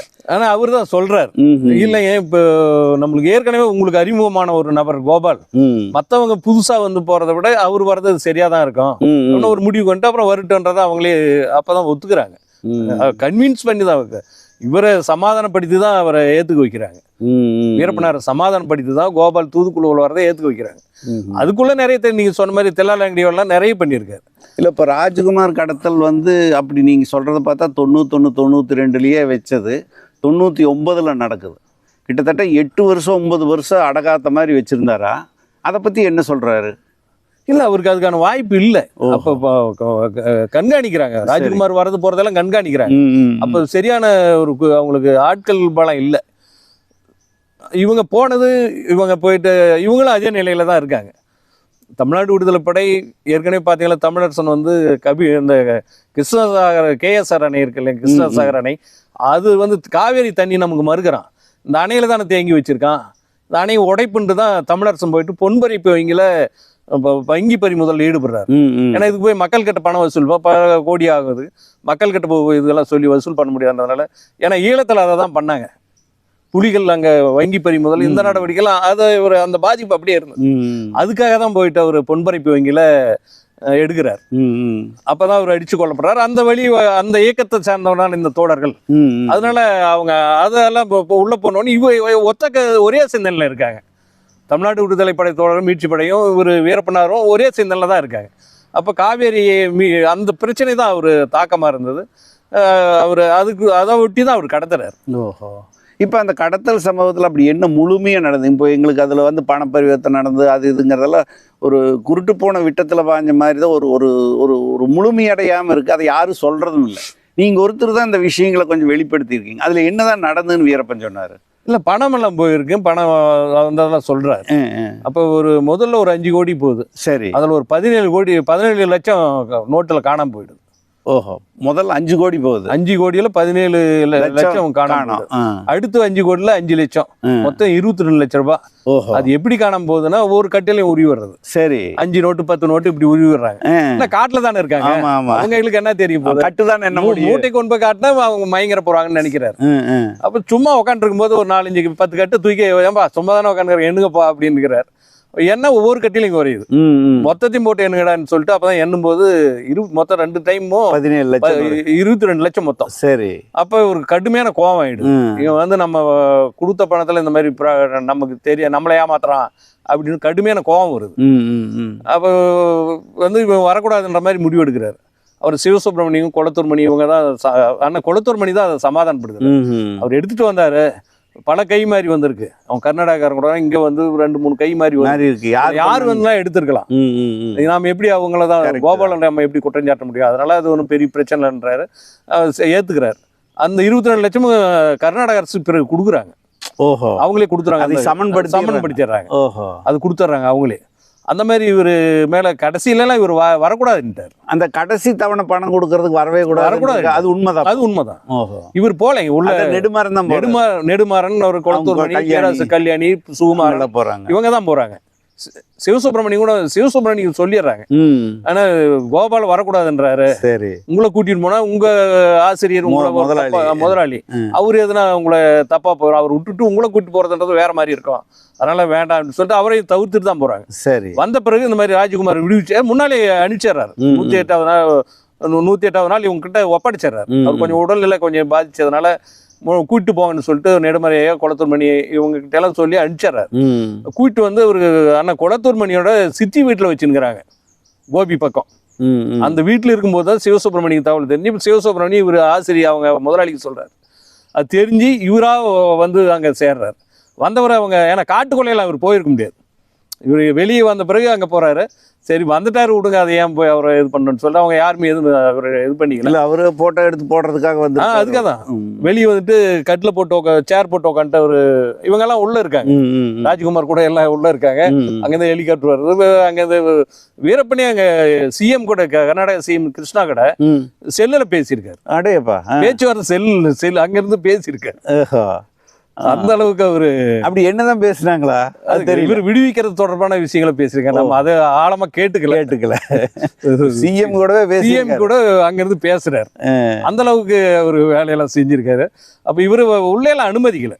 கடைசியெல்லாம் போயிருந்தா இவர் வெளியே வந்திருக்க மாட்டார். பாக மொத்தத்துல கடைசியா கோபாலோ சிவசுப்ரமணியம் சந்திச்சது அதோட முடிஞ்சது. அதுக்கப்புறம் அவரு ராஜ்குமார் கூட்டு வரும்போது இவங்க இல்ல. அதுக்கு பின்னாடி நாகப்பா கடத்தல இவங்களோட இதே ரோலே வரல. ஓஹோ, நாகப்பா கடத்தல அவர் வச்ச 2 கோரிக்கை கொளத்தூர் மணி, சிவசுப்ரமணியத்தை விடுதலை செய். ஓ, அதுதான். ஓ, நாகப்பா கடத்தலும் போது சிவசுப்ரமணியம் உள்ள இருக்காரு. ஓ, கர்நாடக சிறையில தான் இருக்காங்க. ஒரு பெல்லாரில இருக்காரு கொளத்தூர் மணி. சரி, இவங்களை விடுதலை செய்யறதா ஒரு கோரிக்கை. அதுக்காக தான் அவர் நாகப்பாவை கடத்தினது. ஏன்னா பணமெல்லாம் அப்ப அவருக்கு தேவையான அளவுக்கு பணம் இருக்கு, பண பிரச்சனை எல்லாம் கிடையாது. அந்த கோரிக்கை தான் அவர் பிரதானமா வச்சுது. ஓஹோ, இப்போ நீங்கள் போகிறீங்க, நீங்கள் கடைசியாக வீரப்பன் சாகருக்கு 6 மாதம் முன்னாடி வரைக்கும், அதாவது 2 மாதம் இடைவெளியில் தான் அவர் சாகுறாரு, நீங்கள் சந்திக்கல. அதுக்கு முன்னாடி 6 மாதம் தொடர்பில் இருந்திருக்கீங்க. இந்த 6 மாதம் தொடர்பில் ஒரு 4 தடவை பார்த்துருக்கீங்க. அந்த சமயத்தில் இந்த பணமெல்லாம் என்ன பண்ணேன்னு ஏதாவது சொல்லியிருக்காரா? நிறைய கொடுத்துருக்காருங்க. அந்த அதிரடிப்படை அட்டூழியத்தில் பாதிக்கப்பட்ட மக்கள் இருக்காங்களே, அவங்களாம் வர சொல்லி நிறைய கொடுத்துருக்காரு. ஏன்னா அப்ப எல்லாம் காவல்துறையெல்லாம் விலக்கிட்டாங்க, சுதந்திரம் போயிட்டு வர அளவுக்கு இருந்தது. அப்ப எல்லாம் இந்த பாதிக்கப்பட்ட எல்லாம் வர சொல்லியிருக்காரு. ஒரு தொகை கொடுத்துருக்காரு எல்லாத்துக்கும். இதை காவல்துறை மோப்ப முடிச்சிடறான். மோப்ப முடிச்சா அந்த மக்கள் கிட்ட இருந்த பணத்தை பறிமுதல் பண்ணிடுறான் எல்லாமே. என்ன கொடுமைன்னா, எடுத்த பணத்தை அரசு கணக்கு காட்டியிருக்கணும், யாருக்கிட்ட இருந்து எவ்வளவு போனோம்ட்டு. அதெல்லாம் எதுவுமே இல்லை. பறிச்ச பணத்தை பூரா இவங்களே பல கோடி இவங்களே காவல்துறை ஆட்களே அன்னைக்கு அதிரடி படையில இருந்தவங்க இவங்களே சாப்பிட்டாங்க. அரசு கணக்காட்டில் அப்போ வரையும் கணக்கு கிடையாது. ஓஹோ, இப்போ அப்போ எனக்கு தெரிஞ்சு நான் ஒரு பத்திரிகையில் இருந்தபோது அந்த பத்திரிக்கைக்கான சோர்ஸு மூலமாக ஒரு சில விஷயங்கள் கிடைக்குது. அந்த ஒரு சில விஷயங்கள் என்னன்னு பார்த்தீங்கன்னா, யூரியா சாக்கில் தான் இந்த பணக்கட்டுகள் எல்லாம் ஒரு மெட்டடோர் வேனில் போட்டு கொண்டுட்டு போனதாக சொல்கிறாங்க. அந்த பணத்தை அந்த பாலியல் பலாத்காரம் செய்யப்பட்ட பெண்களுக்கு ஒவ்வொருத்தருக்கும் 10 லட்சம் கொடுன்னு வீரப்பன் கோரிக்கை வச்சுருக்காரு. இன்னொரு பக்கம் இந்த அடிபட்ட பசங்களுக்கெல்லாம் ஒரு 5 லட்சம் 2 லட்சம் அப்படி கொடுக்கறதுக்கு கூட பிளான் பண்ணி சொல்லியிருக்காரு. ஏறத்தாழ அதுக்கான தொகை வந்துடுது. இது கிட்டத்தட்ட அந்த பாதிக்கப்பட்ட மக்களுக்கு விநியோகம் பண்ணுற முயற்சியில் வீரப்பன் எடுத்திருக்காரு. அந்த முயற்சிகளை நடவடிக்கை எடுத்திருக்காரு. அதில் ஒன்றா தான் சின்னாம்பதிக்கு வர்றாரு.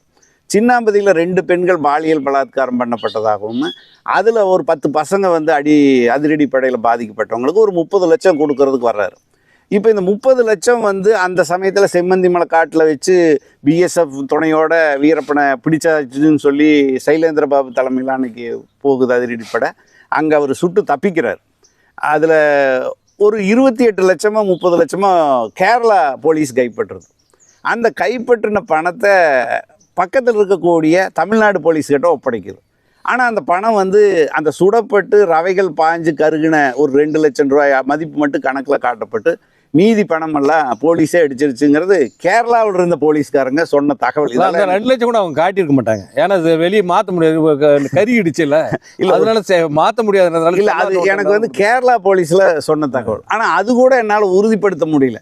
ஒருவேளை எனக்கு வீரப்பன் மேலே ஏன் மரியாதை வந்ததுன்னா, அவர் வந்து ஒரு கோரிக்கையை வச்சு அதை செயல்படுத்துறதுக்கு ஒரு அரசு நிறுவனமாட்டவே அவர் வந்திருக்காரு. ஆனால் அரசு நிறுவனத்தை அதை வெளிப்படுத்தலையே அப்படின்னு ஒரு அந்த நேர்மை வீரப்பங்கிட்ட. அது நேர்மை வீரப்பங்கிட்ட இவங்ககிட்ட கிடையாது.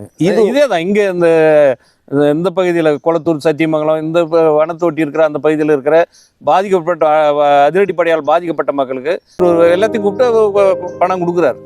இதை தெரிஞ்சுக்கின காவல்துறை பறிமுதல் பண்ணிட்டு இவனா தூக்கிவிட்டு போறான்னு தவிர, நீங்கள் இந்த கேரளா போலீஸ் கொடுத்தது சொன்னீங்கல்ல, இதே நேர்மை தான் இந்த காவல்துறை கிட்ட இருந்திருக்கு. இல்லை, இதே விஷயத்துல இன்னொரு பக்கம் பார்த்தீங்கன்னா அவருடைய அண்ணன் மாதையனோட மகன் மணி வந்து வழக்கறிஞராக இருந்திருக்காரு சென்னையில். அவர் ஒரு ஆக்சிடென்ட்ல இறந்திருக்காரு. ஒரு கார்ல போய் ஆக்சிடென்ட் சொல்லப்படுது. ஆனால் அவர் கொல்லப்பட்டாரு, அது விபத்து மாதிரி சித்தரிக்கப்பட்டதுன்னு ஒரு கதை ஓடிட்டு இருக்கு. அந்த மணியை நான் பேட்டி எடுத்திருந்திருக்கேன். நெடுமாறன் ஐயா கோயம்புத்தூர் வந்தபோது மணி அநேகமாக நான் ஒருத்தன் தான் அவரை பேட்டி எடுத்திருப்பேன்னு நினைக்கிறேன். அதுக்கப்புறம் அவர் இல்லைன்னு வைங்களேன். அவருடைய நட்பு வட்டாரம் சொன்ன தகவல் என்னென்னா, அந்த கார் வாங்கினதே ராஜ்குமார் கடத்தலுக்கு பின்னாடி கொடுக்கப்பட்ட பணம்னு ஒன்று.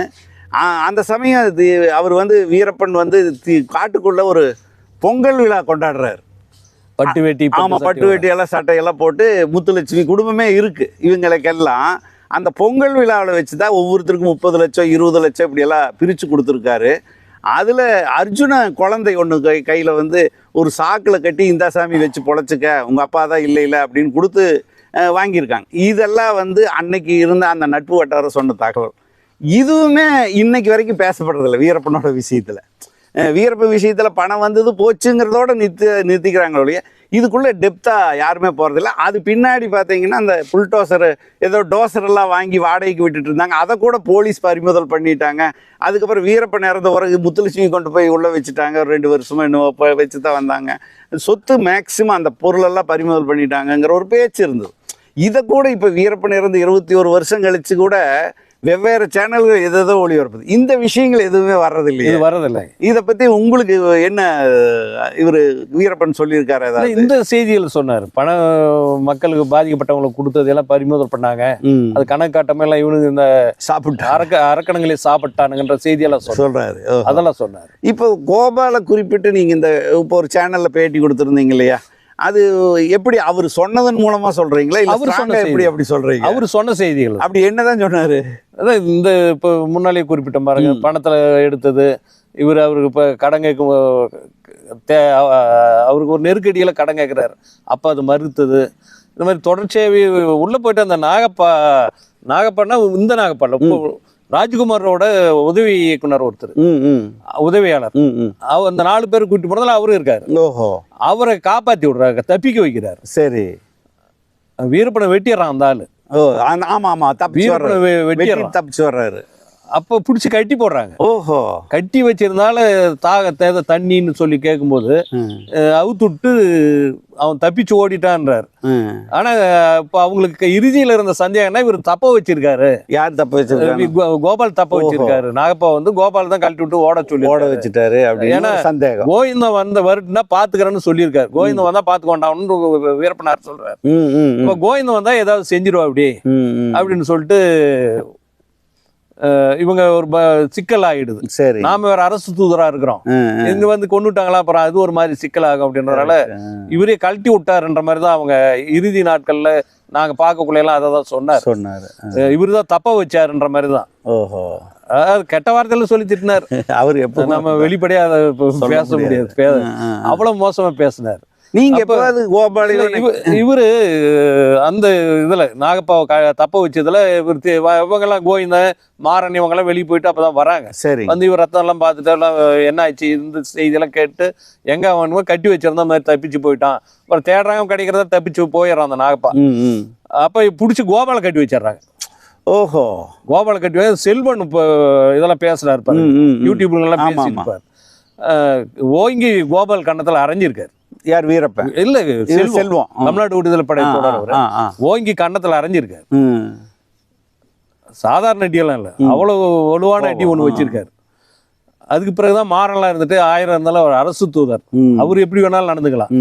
நம்மளுக்குன்ட்டு ஒரு கண்ணியம் இருக்கு, நாம நாகரீகமானவங்க, நம்ம வந்து அரசு தூதர் அவருக்குரிய மரியாதை கொடுக்கணும், யாரும் அவரை இது பண்ணாதீங்கன்னு சொல்லிட்டு அதுக்கு பிறகுதான் சமாதானம் படி அதுக்கு பிறகுதான் இவர் உள்ள போறதை தவிர்த்தார். ஓஹோ, அவங்க வரக்கூடாதுன்றத உறுதியா இருந்தாங்க. இவராதான் சும்மா அப்புறம் நக்கீரன் டீம் உள்ளே போல என்ன வெளியில பாத்தீங்களா, அங்க போனா அண்ணா தலைவர்ன்ட்டு எல்லாம் இது பண்ணிட்டு வெளியே வந்துட்டு என்னமோ வீரப்பனுக்கு இவர் ஓனர் மாதிரியும் வீரப்பன் வந்து இவரோட ப்ராப்பர்ட்டி மாதிரியும் அவன் இவன் அந்த மாதிரி பேசுறதெல்லாம் அதுதான் நம்மளால. அவர் உயிரோடு இருந்த வரைக்கும் அவன் வேணும் அவர் பேசுற மாதிரி தெரியலையே. பேசியிருந்தா வெளியே வந்து சுட்டு போட்டு போயிருப்பாரு. வீரப்பனால் வாழ்வடைஞ்ச செத்த பிறகுதான் எல்லாம் பேசுறாங்க. வீரப்பனால் வாழ்வடைஞ்சவர், மற்றவங்க யாரும் பண்ணாங்களோ இல்லையா, அவர் குடும்பம் கூட எதுவும் இல்லை. ஆனா நக்கீரன் கோபால் வந்து வீரப்பனால வாழ்ந்தவர். அவர் பத்திரிகை விநியோகமாக சர்க்குலேஷனா இருக்கட்டும், அவருக்கு அந்த அரசு தொடர்புகள் இதை வச்சு எவ்வளவோ பண்ணாரு, எத்தனையோ கோடி சம்பாதிச்சாரு. உள்ள போனது வந்தது கணக்கு காட்டுறது கணக்கு காட்டாத்து நிறைய பண்ணியிருக்காரு. வீரப்பன் பேர் தான் நக்கீரனா வரும். இல்ல எங்களுக்கு மக்கள் மத்தியிலே நக்கீரனா வீரப்பனுடைய நினைவு தான் வரும். அப்படிதான் மக்கள் கிட்ட இருந்தது. அதுக்கு உண்மையா இல்லை, வீரப்பனுக்கு உண்மையா இல்லை. இவர் இல்ல பத்திரிகையாளர்களுக்கு வந்து என்னன்னா வீரப்பனை பார்க்கணும், வீரப்பனை பேட்டி எடுத்து போடணுங்கிறத எல்லாத்துக்குமான அசைன்மெண்ட் அப்போ இருந்தது அந்த காலகட்டத்தில். அந்த சமயம் நீங்க பார்த்தீங்கன்னா எந்த ஒரு செய்தியா இருந்தாலும் வீரன் கிட்ட தான் வாங்கி போடணுங்கிற ஒரு நிர்பந்தம் இருந்தது. நீங்க ராஜ்குமார் கடத்தல் ஆகட்டும், நாகப்பா கடத்தல், எந்த நேரமா இருந்தாலும் போலீஸ் தன்னுடைய ஆயுதங்களை கீழே போட்டிருக்கும் போது போலீஸ்கிட்ட நாங்கள் போய் உட்கார்ந்தோம்னா நீங்கள் சொன்னால் நாங்கள் செய்கிறோம்பாங்க. நாங்கள் வந்து சிவசுப்ரமணியம் எங்கே போயிருக்காரு, ஜீவா தங்கவேல் எங்கே போயிருக்காரு, மகரன் எங்கே போயிருக்காருன்னு அவங்கள வாட்ச் பண்ணுற வேலையாகவே இருக்கும். ஆனால் எங்கே போதுறாங்க எப்படி போகிறாங்கன்னு தெரியாதுங்க. அவங்க வந்து சொல்லக்கூடிய ப்ரெஸ் மீட்டு, அவங்க கொடுக்கக்கூடிய புகைப்படங்களை தான் நாங்கள் பயன்படுத்த வேண்டிய நிர்பந்தம். என்னடா இவங்க மட்டும்தான் பத்திரிக்கையாரங்களா, நம்மளும் போய் பார்க்கலாமே அப்படின்னு போனால் அதுக்கு உள்ளுக்குள்ளே வந்து அப்படியெல்லாம் அவ்வளோ சுலபமாக விட்டுற மாட்டாங்க. நான் மட்டுமே அந்த பத்திரிக்கை செய்தி எக்ஸ்க்ளூசிவ்னா நாங்கள் மட்டும்தான் அப்படின்னு இருந்த காலகட்டது ஏறத்தாழ நீங்கள் சொல்கிறக்கூடியது வந்து அந்த இடத்துல பொருந்தி வருது. இல்லை அது உண்மைதாங்க. இவங்களை எந்த இடத்துலையும் இவங்களா எல்லாம் போயிட்டாலும் பார்க்க முடியாது. சிவசுப்ரமணியமா இருந்தா கூட சிவசுப்ரமணியம் நேராக போயிட்டு நான் வீரப்பன்கிட்ட போறேன்ட்டுலாம் போக முடியாது. அது யாருக்குமே அந்த நிலைமை தான். அவங்க வந்து ஆள் அனுப்பிச்சு இந்த இடத்துக்கு கூட்டு வாங்கினாதான் கூட்டு போக முடியும். இவரு நம்மால் புலனாய் புலி கோபால்லாம் நிறைய விடுவார். இதை நினைச்சா போயிட்டு இவரு அவர் கூப்பிட்டா வந்துற மாதிரியும் இவர் எது போயிட்டு நேராக பார்த்துட்டு வர மாதிரியும் அதெல்லாம் சும்மா. அது யாரா இருந்தாலும் அவங்க வர சொல்லி சொன்னாதான் நம்ம போயிட்டு பார்க்க முடியும். இவங்க விடுற கதையெல்லாம் பொய். இப்போ 4 தடவை பார்த்ததில் நீங்கள் வீரப்பங்கிட்ட பேசின வேற விஷயங்கள் எல்லாம் என்ன, உங்ககிட்ட அவர் சொன்ன விஷயங்கள் நீங்கள் பேசுங்க. எங்களை வந்து அவர் கூப்பிட்டதுன்றதே என்ன நோக்கத்துக்காக? போராளி இயக்கத்தோட தொடர்பு ஒரு நல்ல அமைப்போட இருக்கணும்ன்றது அந்த முடிவுக்கு வந்தது. சரி, ஏன்னா சரணடைகிறதுல சரணடைஞ்சா நம்மளை வைக்க மாட்டாங்கன்ற அந்த தெளிவுக்கு வந்துட்டாரு. இனிமேல் நம்ம சரணடைய முடியாதுன்ற சூழல் கொண்டாரு. ஏன்னா கடைசி காலங்கள்லாம் மக்களுக்காக நின்று எப்படியும் மோதல்ல போலீஸுக்கு நமக்கு நடக்கிற இதில் தான் நம்ம சாக போறோம் அப்படிங்கிறது அதுல அந்த முடிவு கொண்டாரு. அப்ப நம்ம மக்களுக்கான ஒரு குழுவா இருந்து சாவோம், மக்களுக்கான ஒரு போராட்ட காலத்துல இருந்து சாவோம் அப்படின்ற முடிவுக்கு வந்துட்டார். அதுக்காக தான் ஒரு போராட்ட இயக்கத்தோட தொடர்பு எடுக்கணும்னு முடிவு பண்றாரு. அது பலர் இடத்துல சொல்றாரு. சரி, யாரும் அதை செய்யல. நான் கடைசியா நான் கொளத்தூர் மணிக்கிட்ட 2003 சரி சொல்றாரு. இந்த மாதிரி ஒரு அமைப்பு மக்கள் யுத்த குழு, அன்னைக்கு வெளிப்படையா மக்கள் யுத்த குழு தான் ஒரு இறுதியா நம்புறாரு. சரி, அவங்க கட்டுக்கோப்பா செயல்படுறாங்க. ஏன்னா ஆந்திராவில் இந்தியா முழுக்க ஒரு ஆயுதப்படையா இருக்கிறாங்க, அரசுக்கு எதிராக நின்று போராடுறாங்க. ஏன்னா அவங்களோட தொடர்பு எடுக்கணுன்றத வந்த எல்லாமே போயிட்டாங்க. அந்த நாகப்பா கடத்தல எல்லாமே வந்துடுறாங்க. சரி, எல்லாரும் இளவரசன் குழுவுல இருந்து ஒரே ஒருத்தர் மட்டும் வீரப்பன் குழுவுல இருக்காரு, சேதுமணி. அவர் மட்டும் தான் கடைசியா அவங்களோட அவங்க 4 பேர் தான் கடைசியா அவங்க அந்த குழுவில் இருக்கிறாங்க. சரி. வீரப்பன் கேங்கில் 4 பேர் தான் இருக்காங்க. இப்போ நெருக்கடியான நேரம், பணம் இருக்கு, தேவையான அளவுக்கு பணம் இருக்கு, ஆட்கள் இல்லை, வெளியே சரியான தொடர்புகள் இல்லை. அதனால இவர் யாரையாவது நம்ம இந்த அமைப்போட தொடர்பு எடுக்கணுன்றது. அப்போ குளத்தூர் மணி அண்ணன் கூட தொடர்பில் இருக்கார். அப்போ தகவல் பரிமாற்றங்கள் அந்த இதெல்லாம் இருந்திருக்கு. அப்போதான் ஒருத்தர் வழியாக சொல்லி விடுறாரு மணியண்ணனுக்கு. இவரும் பார்த்துருக்காரு, ஒரு இடத்துல பார்க்கும்போது சொல்லியிருக்காரு புலவர் கலிவீரம். ஏன்னா புலவர் கலிவீரமலை பற்றி அவர் நிறைய தெரிஞ்சிருக்கு. ராஜ்குமார் கடத்தலப்ப இதில் ஜூனியர் விடல ஒரு பேட்டி வருது புலவர் கலிவீரமலை. என்ன சொல்றாருன்னா, நான் வீரப்படை தலைவராக இருக்கிறேன் அப்படின்னு அந்த பேட்டியில் கொடுக்குறாரு. அதனால இப்போ இவர் ஏற்கனவே புலவர் கலிவீரமலை பற்றி தமிழ்நாடு விடுதலை படை, மீட்சி படை, இளவரசங்க குழு ஆட்கள் இவங்க எல்லாருமே அவர் மேல ஒரு ரொம்ப மரியாதையான இதை சொல்லி வைக்கிறாங்க. அவர் மேல செயல்பாடுகள், அவர் குடும்பம் பண்ண தியாகம், அவர் எவ்வளவு காலம் சிறையில் இருந்தாரு, எப்படியெல்லாம் செயல்பட்டாரு அப்படின்ற அந்த செய்தியெல்லாம் தெரிஞ்சுக்கிறதுனால இவருக்கு மேல ரொம்ப மரியாதை வருது. அப்போ அந்த நேரங்களில் தான் அண்ணன் குளத்தூர் மணிக்கிட்டே சொல்லி கேட்டிருக்காரு. சரி, இந்த மாதிரி நான் மக்கள் யுத்த குழுவோட தொடர்பு வேணும், அவங்கள சந்திக்கணும் அப்படின்னு கேட்கிறாரு. அப்போ இவர் மறுத்துறாரு. ஏன்னா ரொம்ப நெருக்கடியான நேரம், ஜெயலலிதா ஆட்சி காலத்துல வீரப்பனாருக்கு ரொம்ப நெருக்கடியான ஒரு காலகட்டம். சரி, அப்போ வேண்டாங்க, நீங்க இப்போ வந்து சூழல் சரியில்லை, இன்னொரு குழு யாரும் வேணாம், ஏற்கனவே 2-3 குழுக்கள் உங்களோட நிற்க முடியல, போயிட்டாங்க, கொஞ்சம் பொறுமையாக இருங்க, போதுமான பணம் இருக்குது, ஏதாவது நீதிமன்றத்தில் வழக்குகளை போட்டு இதில் இந்த வழக்கெல்லாம் ஈஸியாக வெளியே வந்துடலாம், இது ஒன்றும் பெரிய வழக்குகள்னால சாட்சி இல்லை, நீதிமன்றத்தில் போட்டு வழக்குகளை முடிச்சுட்டு நீங்கள் சரணடைகிறதுக்காக அந்த மாதிரி ஏதாவது செய்வோம், சூழல் மாறும்போது பண்ணலாம், இப்போ எதுவும் முயற்சி பண்ண அந்த வேண்டாம், அந்த முயற்சி கை விடுங்கன்னுறாரு. இப்போ இவர் என்ன பண்ணுறாரு, கொஞ்ச நாள் கழித்து இதை மனசில் வச்சுக்கிறார், இந்த குழுவோட தொடர்பு வேணுன்ற முயற்சியில தான் இருக்காரு வீரப்பனார். அப்போ வந்துட்டு இவரை பார்க்கல ஒரு முறை சொல்றாரு, அண்ணா ஒரு முறை புலவர் கலிவீரமலை மட்டும் சந்திக்கிறோம், அவர் பார்க்கணும் நான் அப்படின்றத சொல்றாரு, இந்த விஷயத்த சொல்லாமே.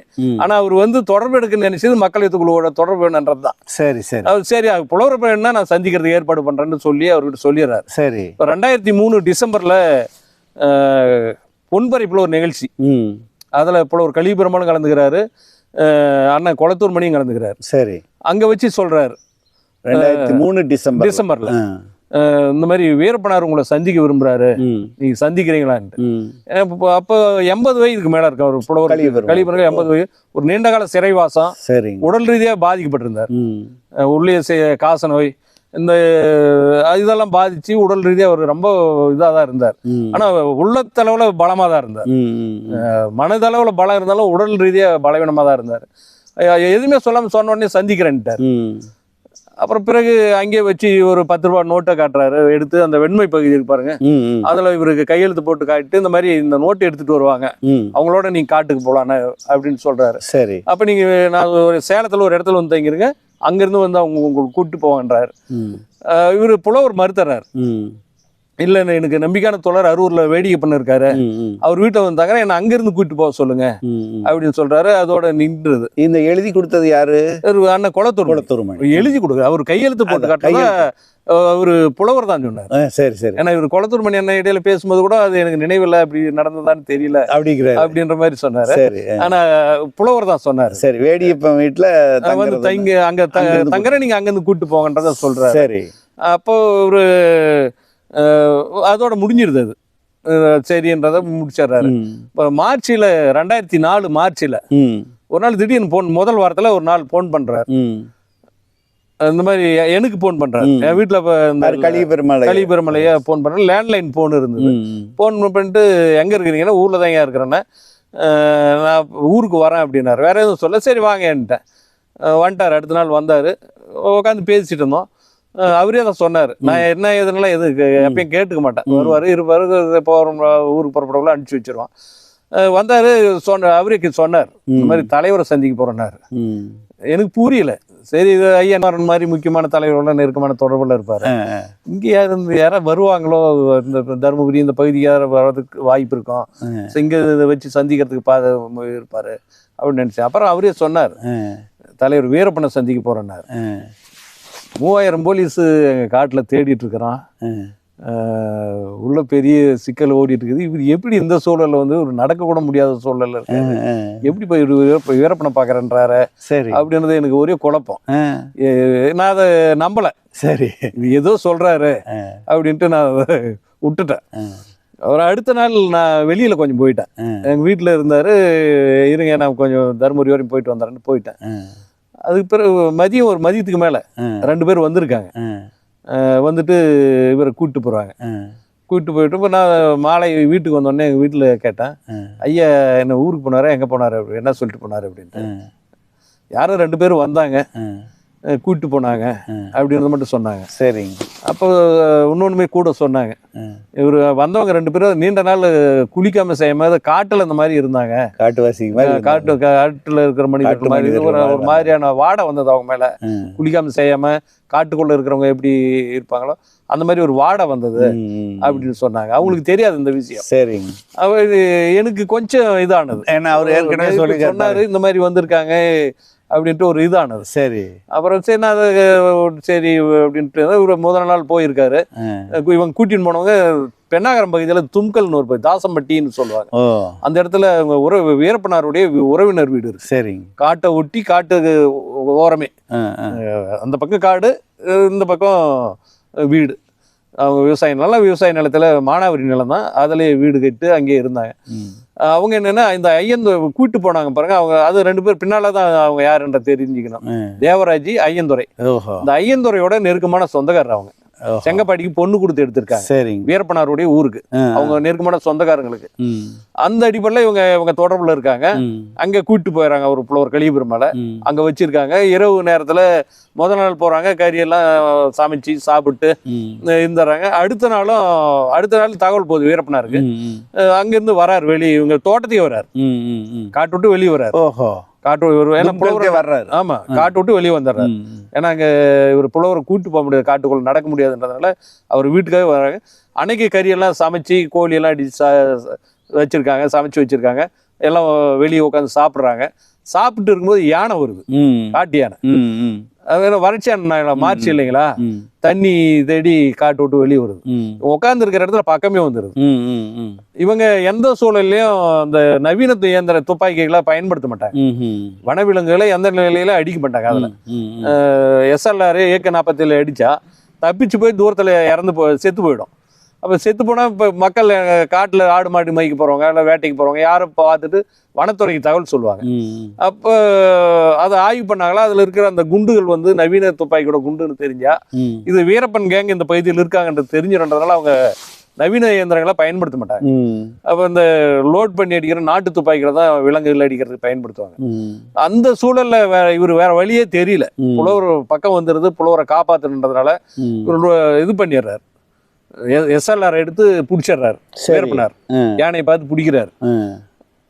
அந்த கந்தக வாசனை அடிச்சோன்னா அது அந்த ஸ்மெல்ல இது பண்ணிக்கும்.